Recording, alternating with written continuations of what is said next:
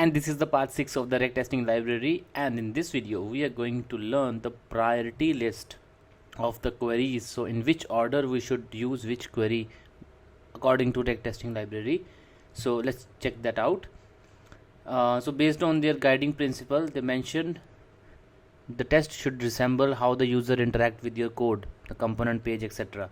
So as much as possible. So with this in mind, they recommend this priority list to us, and the first item in that list is queries accessible to everyone. So they've taken care of the accessibility in your application. So if you follow this approach, so by default your application is accessible. But if your application is not accessible, so then you're not able to follow this list, right? So in that first column, the first query is getBy role.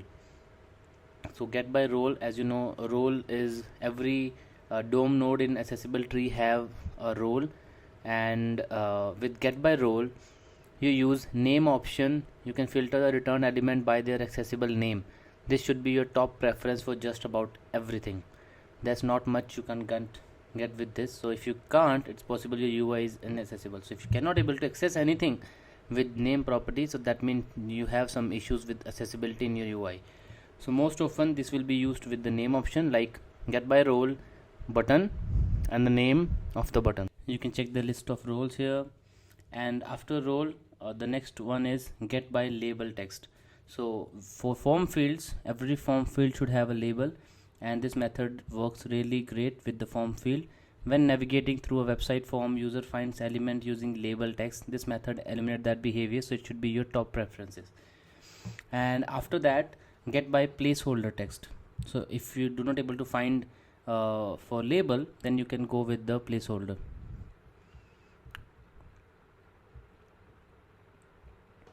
Next one is getBy text. So you can find element by the text written on them. So for example, a span or div or a button itself. So if there is a text, you can find that with the text. Outside of forms, text content is the main way user find elements. This method can be used to find non-interactive element like div, span and paragraphs. Next one is getBy display value. So the current value of a form element can be useful when navigating a page with filled in values, right? So for forms with filled in values. And now after the accessible one, the second is semantic queries. So HTML5 and area compliant selector. Note that the user experience of interacting with these attributes varies greatly across browser and assistive technology. So in this they mention you can use getBy alt text. So this work well for the images, for the area and for the input elements. So if your element is one which support alt text, which is image, area and input, and any custom element, then you can use this to find that element. Then you can use getBy title. So this title attribute not consistently read by screen readers, and it is not visible by default for sighted users. And the last resort, if you're not able to find anything with this, or you're not able to figure out the element that you want to select, this doesn't work for you, then you can create a test ID attribute on that data attribute, and then you can use the getBy test ID.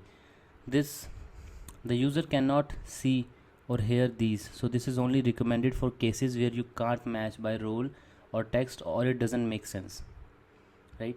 So this is the priority list they mention, and don't just directly fall back to getBy test ID or any other.